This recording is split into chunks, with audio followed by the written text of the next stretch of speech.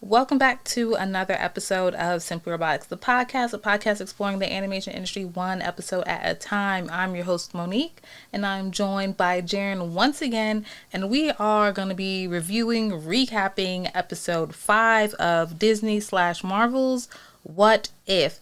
And this episode is titled, What If Zombies? ! So, Jaren, I know you're ready. I see you. I was so stressed. I was stressed because I don't like zombies. I don't like dark things. I don't like spooky things. But yes, so it starts off, typical, the whole theme song, all that stuff. Then the Watcher is narrating, and we see Bruce Banner falling from space to warn the Avengers about the threat that's to come, aka Thanos. He ends up in Doctor Strange's home called... What's it called? The Citadel? You keep calling it different things. No, it's... Because I keep saying the septum, and I think that's the piercing. Yes, it's the septum. The septum is not the piercing? No, the sanctum. Sanctum. Okay, so they're in... I'm sorry. I was in love. They're in the sanctum.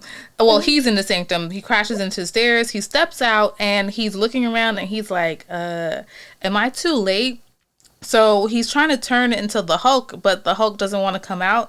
And I'm trying to place in the time. So this is after he got his butt beat essentially by Thanos, right? This is essentially Infinity Wars. That's what I was thinking. Yeah. So, so Hulk doesn't want to come out. So then the children of Thanos appear and they start talking to Bruce, similar to the movie, but then we see a small one of those Doctor Strange magic portal things open, and Iron Man... Sizzle reels. Yeah. Iron Man, his hand comes out and just blasts them. And Bruce is so happy, Iron Man and Doctor Strange are here, and then they're fighting the children of Thanos, but then we hear these, sounds, these growling, really weird noises, and Bruce is like... the music was a huge giveaway, because it went from, the Avengers theme song to, this horrific, creepy ghost choir. Yeah. And I was like, that doesn't sound good. Yeah, and Bruce is like, y'all could kind of take it easy. Y'all going a little too hard there.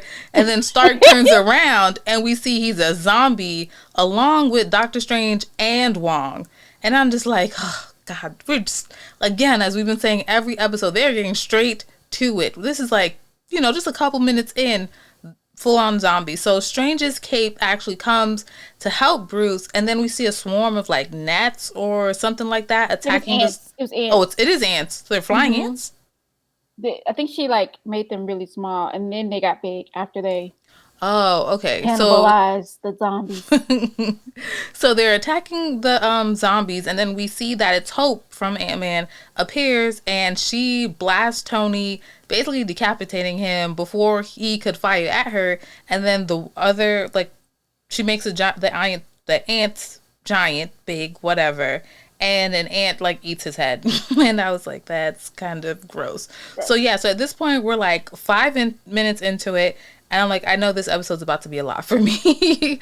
I found myself a couple times just lowering the volume because I was just too much anxiety was happening. Everything was coming at you. Yeah. So as all this is happening and Wong is Peter is talking to Hope and trying to figure out what's going on. Spider-Man basically comes down and swings off and scoops up Bruce. And then we see the Watcher in the sky, and he's like too many great catastrophes, one sprang from a place of love and hope. So this goes into a flashback of 2 weeks earlier with Dr. Hank Pym entering the quantum realm, searching for his long lost wife. Yeah.